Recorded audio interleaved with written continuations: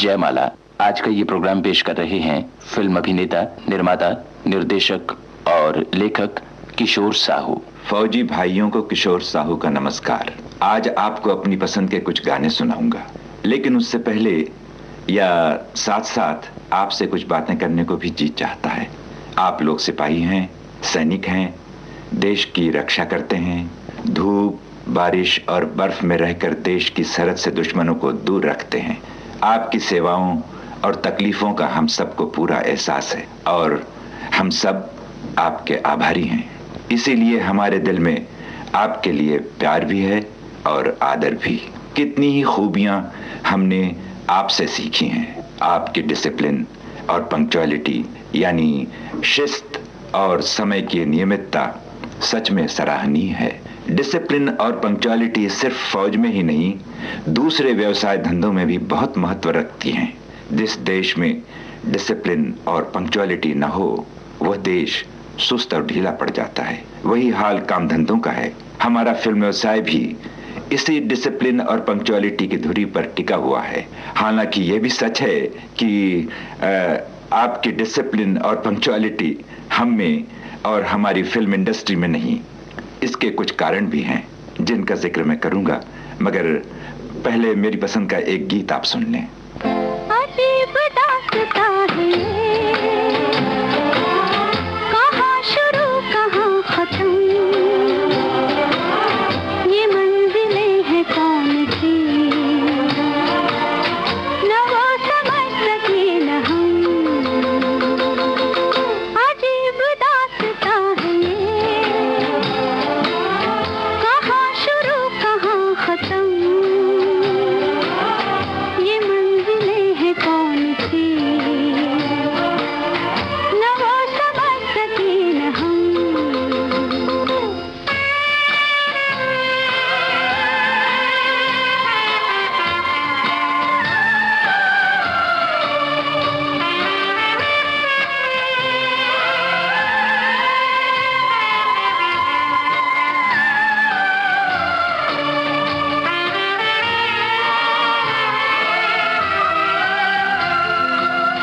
ये रोशनी के साथ क्यों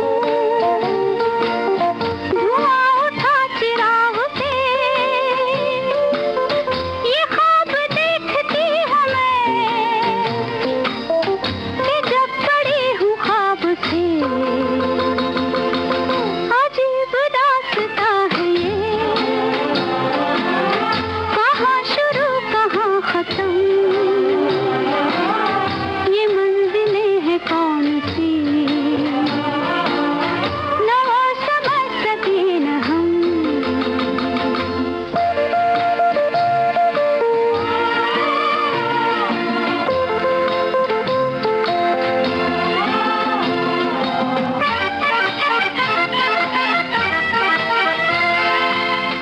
मुबारक है तुम्हें कि तुम किसी के नूर हो गए, किसी के इतने पास हो कि सबसे दूर हो गए। अजीब दास्तां है ये, कहाँ शुरू कहाँ खत्म, ये मंजिलें हैं कौन सी, न वो समझ सके न हम। हाँ, तो मैं डिसिप्लिन और पंक्चुअलिटी के बारे में कह रहा था, जो हमारी फिल्म इंडस्ट्री में है तो सही, पर कम है। इसीलिए फिल्म के बनकर तैयार होने में समय और रुपया अधिक लग जाता है। मैं किसी को दोष भी नहीं दे सकता, क्योंकि हमारी कुछ मजबूरियां भी हैं। फिल्म निर्माताओं को सारे पैसे का इंतजाम खुद करना पड़ता है। पूंजीपतियों को ढूंढकर उन्हें रुपया लगाने पर राजी करने में ही निर्माताओं का ज्यादा समय नष्ट हो जाता है। और इसीलिए जो व्यक्ति रुपयों का इंतजाम कर सके वही फिल्म प्रोड्यूसर बन सकता है, वही फिल्म बना सकता है।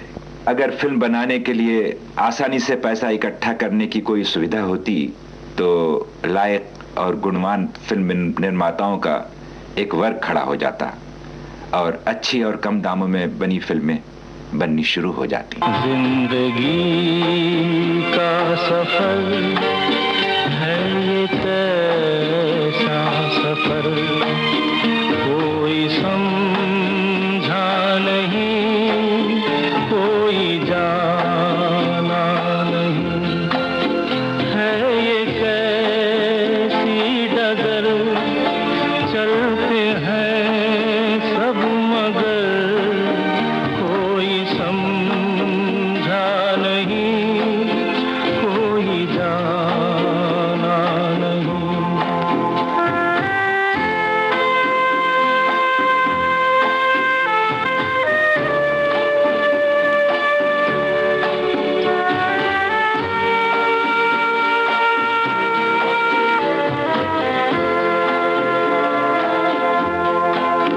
जिंदगी को बहुत प्यार हमने दिया,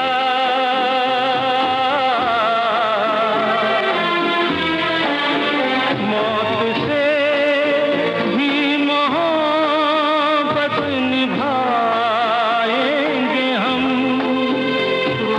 रोते ज़माने में आए मगर हंसते हंसते ज़माने से जाएंगे हम।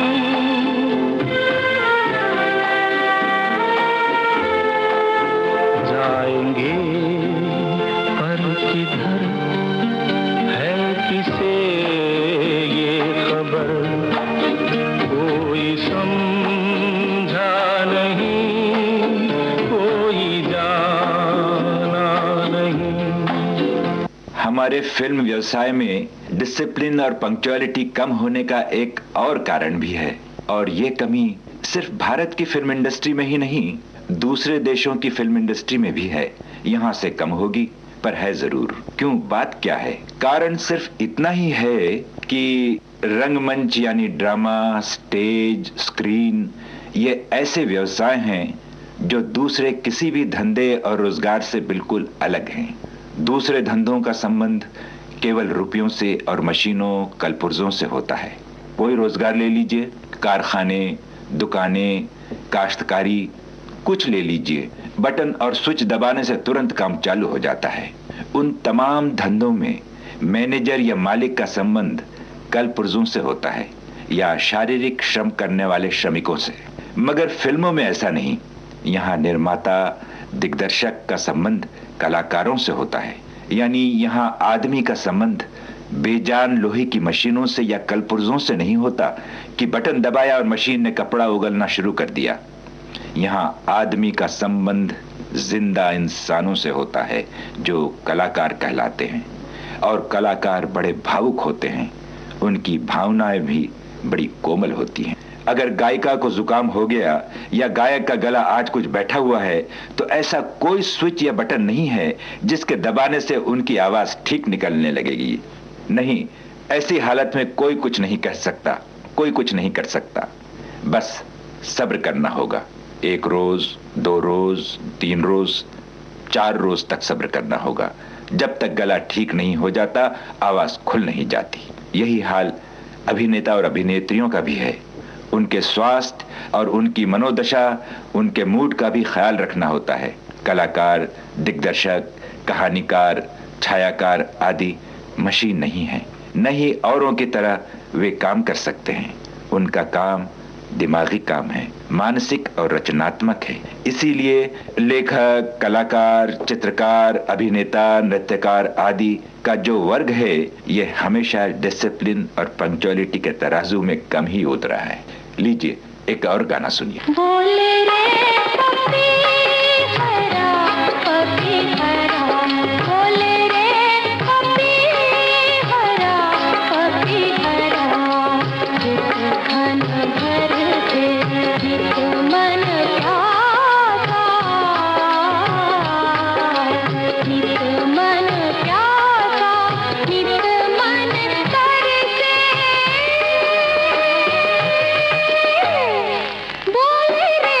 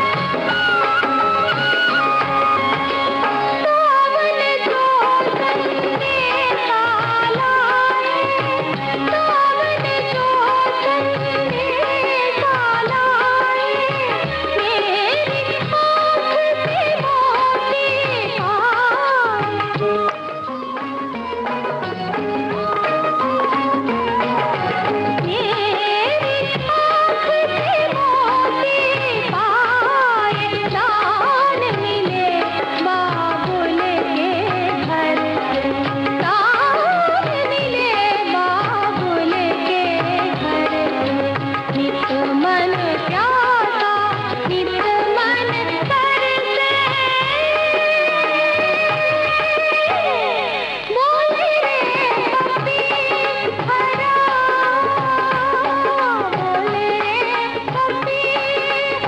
फौजी भाइयों, अब मैं आप लोगों को ये बताऊंगा कि हम अपनी फिल्मों में गाने किस तरह चुनते हैं और उन्हें फिल्माते किस प्रकार हैं। सुनिए, फिल्म के लिए कहानी जब चुन ली जाती है और यह तय हो जाता है कि इसी कहानी पर फिल्म बनाई जाएगी, तो निर्माता और दिग्दर्शक आपस में सलाह मशवरा करके एक राय होकर सबसे पहले पात्रों के उपयुक्त अभिनेता अभिनेत्रियां लेकर उनके साथ अनुबंध करते हैं।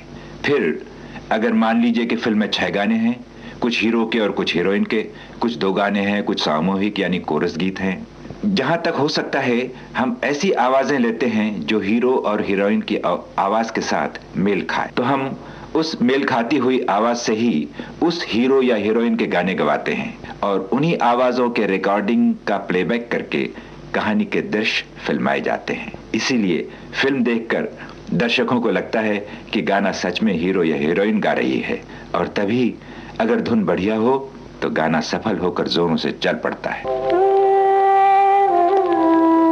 कुछ तो लोग कहेंगे लोगों का काम है कहना, छोड़ो बेकार की बातों में कहीं बीत न जाए रहना।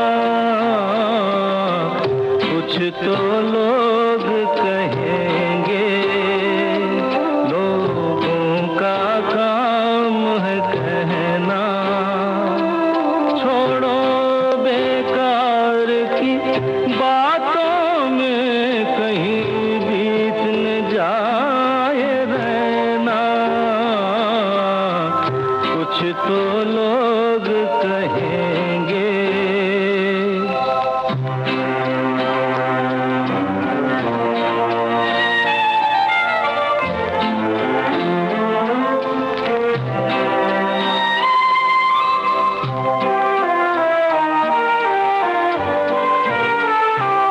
कुछ रीत जगत की ऐसी है, हर एक सुबह की शाम हुई।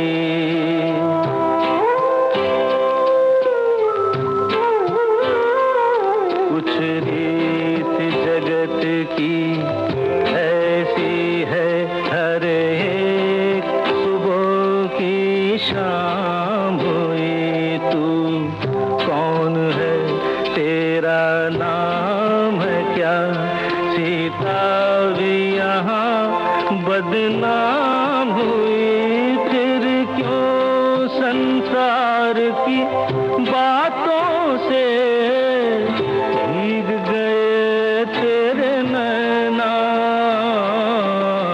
कुछ तो लोग कहेंगे लोगों का काम है कहना, छोड़ो बेकार की बातों में कहीं बीत न जाए रहना।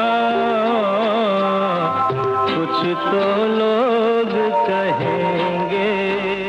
आपने देखा होगा कि हम निर्माता और दिग्दर्शक सिर्फ अच्छे गाने प्रस्तुत करने का प्रयत्न ही नहीं करते, बल्कि उन गानों को अच्छे सुंदर स्थलों पर फिल्माने का प्रयत्न भी करते हैं।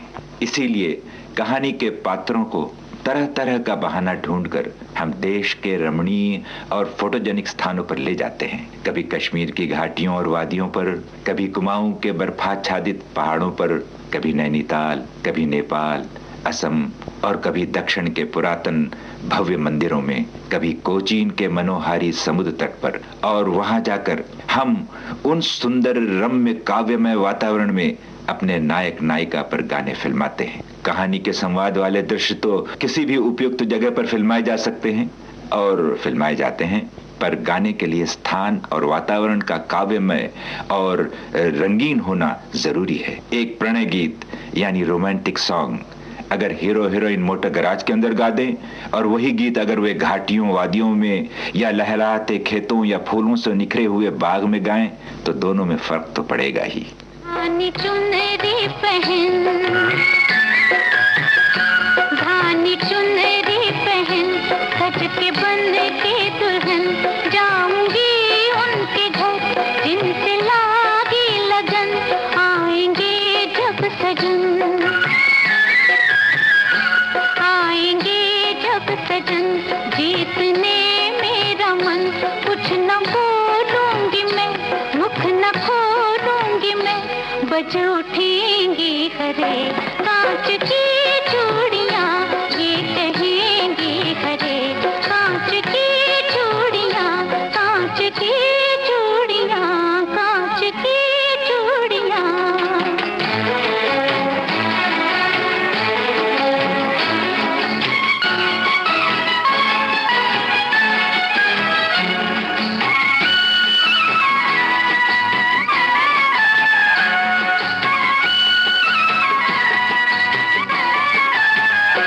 छोटे माता पिता,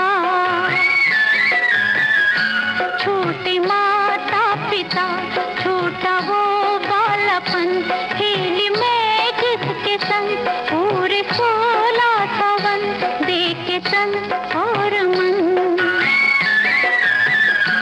देखे तन और मन, मैं मनाऊं सजन, तेरी बाहों में हूँ मेरा जीवन मरण, ये कहेंगी हरे कांच की चूड़ियां, वादा लेंगी हरे कांच की चूड़ियां, कांच की चूड़ियां।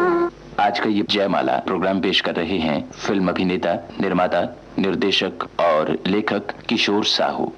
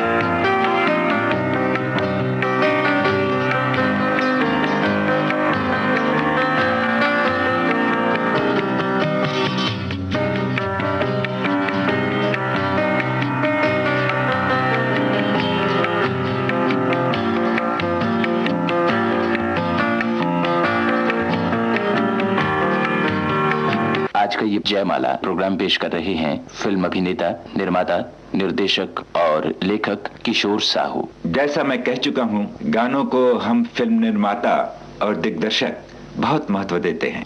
क्यों? इसका क्या कारण है? क्योंकि हम जानते हैं हम भारतवासी और देशों के लोगों की बजाय बहुत ज्यादा रसिक, भावुक और कलात्मक वृत्ति के होते हैं। गांव में लीजिए या शहरों में, हमारे समाज के हर कार्य में, हर उत्सव में, हर बैठक सभा में हम लोग गाना बजाना शामिल कर ही लेते हैं। यहाँ तक कि हमारी पूजा और प्रार्थनाएं, हमारे मंत्रोच्चारण भी धुन, तान और लय के साथ मुखरित होकर निकलते हैं। कविता और काव्य और संगीत हमारी रग रग में है, हमारे चरित्र में है। और क्यों न हो, कविता से, गीत से, संगीत से मन प्रसन्न होता है। दिन भर के सख्त काम और ड्यूटी के बाद शरीर की थकान दूर करने और मन को प्रसन्न करने के लिए संगीत से बढ़िया भला और कौन सा दूसरा साधन हो सकता है। तेरी झील सी गहरी आँखों में कुछ देखा हमने। क्या देखा? तुम बताओ। मैं गई रे दीवाने, तूने रात कोई सपना देखा। तेरी झील सी गहरी आँखों में कुछ देखा हमने, क्या देखा। मैं समझ गई रे दीवाने, तूने रात कोई सपना देखा। तेरी झील सी गहरी आँखों में।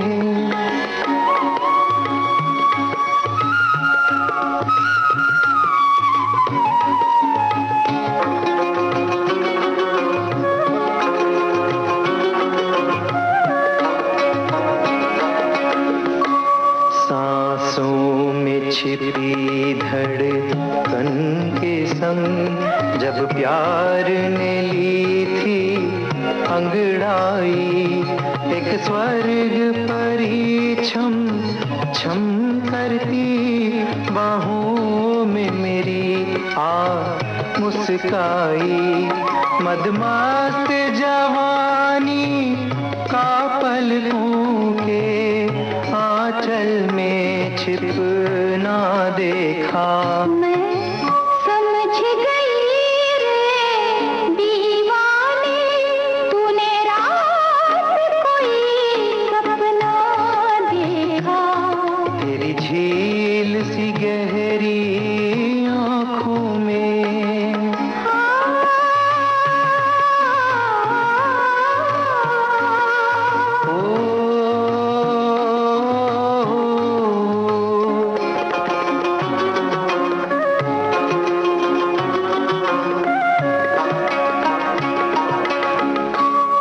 अमृत के सागर की श्रुति, मंदिर के दीपक की ज्योति, अल्हड़ कमलों पर पड़े हुए हीरे नीलम माणिक मोती।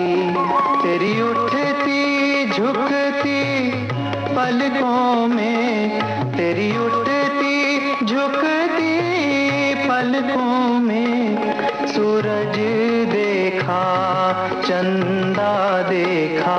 मैं समझ गई रे दीवाने, तूने रात कोई सपना देखा। तेरी झील सी गहरी आँखों में।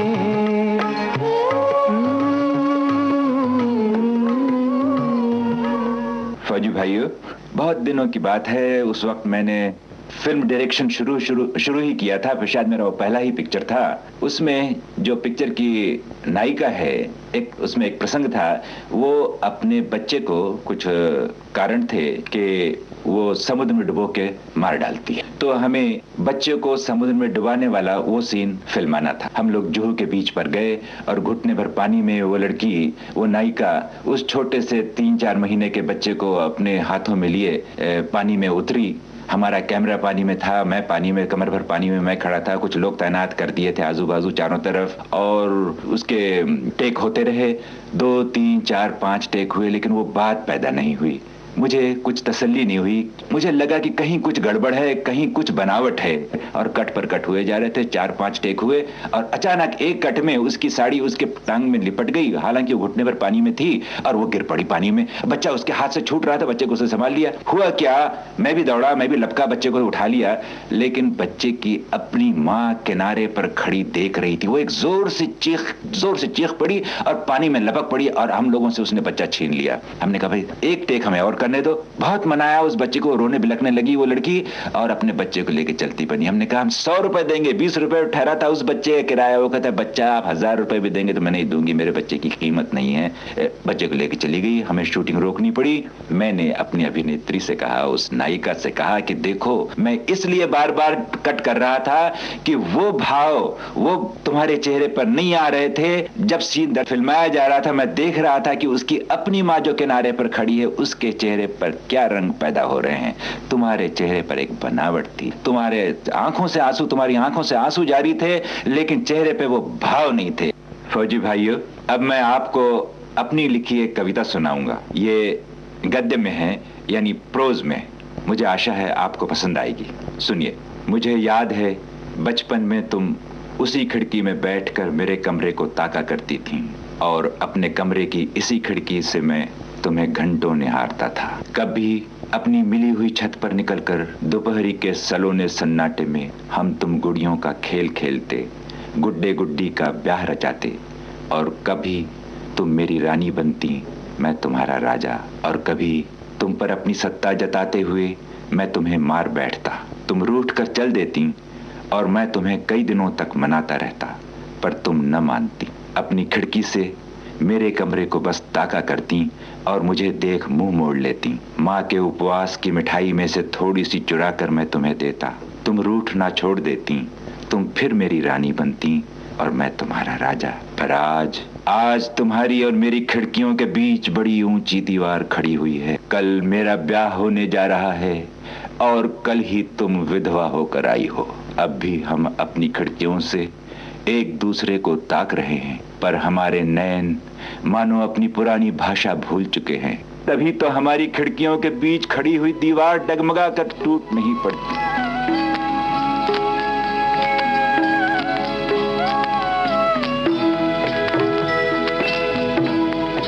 कभी कभी मेरे दिल में ख्याल आता है, कभी कभी मेरे दिल में ख्याल आता है कि जैसे तुझको बनाया गया है मेरे लिए, कि जैसे तुझको बनाया गया है मेरे लिए।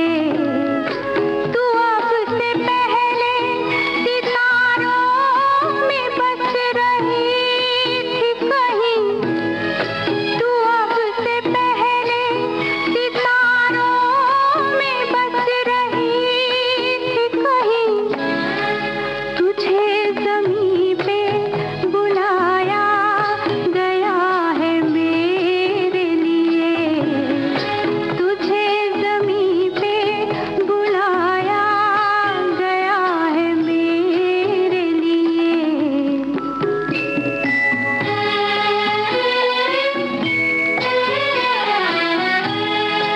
कभी कभी मेरे दिल में ख्याल आता है कि ये बदन ये निगाहें मेरी अमानत हैं, कि ये बदन ये निगाहें मेरी अमानत हैं।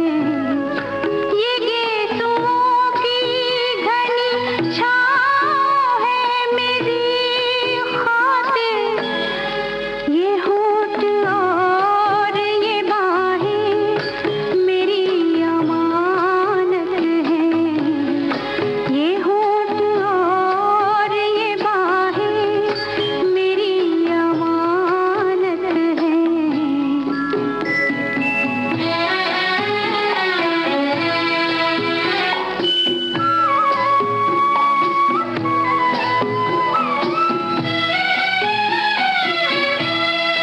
कभी कभी मेरे दिल में ख्याल आता है कि जैसे बजती है शहनाइयाँ सी राहों में,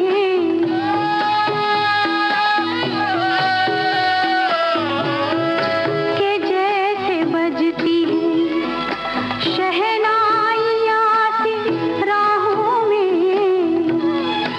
सुहाग रात है घूंघट उठा रहा हूँ मैं,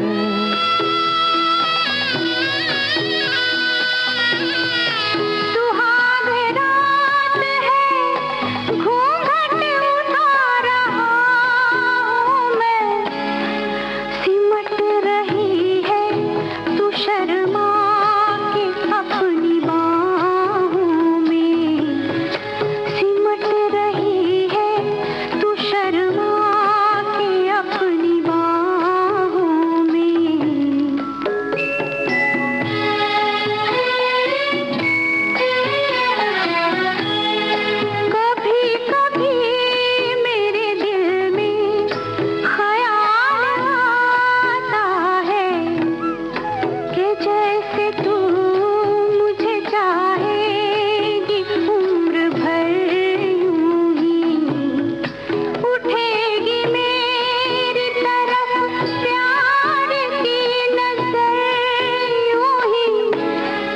मैं जानता हूँ कि तू गैर है मगर यूं ही, मैं जानता हूँ कि तू गैर है मगर यूं ही, कभी कभी मेरे दिल में ख्याल आता है। फौजी भाइयों, बातें तो आपसे बहुत कुछ करनी थी, काफी कुछ बोलना चाहता था, लेकिन समय की कमी के कारण अब मैं समझता हूं मैं बंद करूं और आपको एक आखिरी गाना और सुनवा दिया जाए। मुझे आशा है आपको बहुत पसंद आएगा। मुझे आप आज्ञा दें।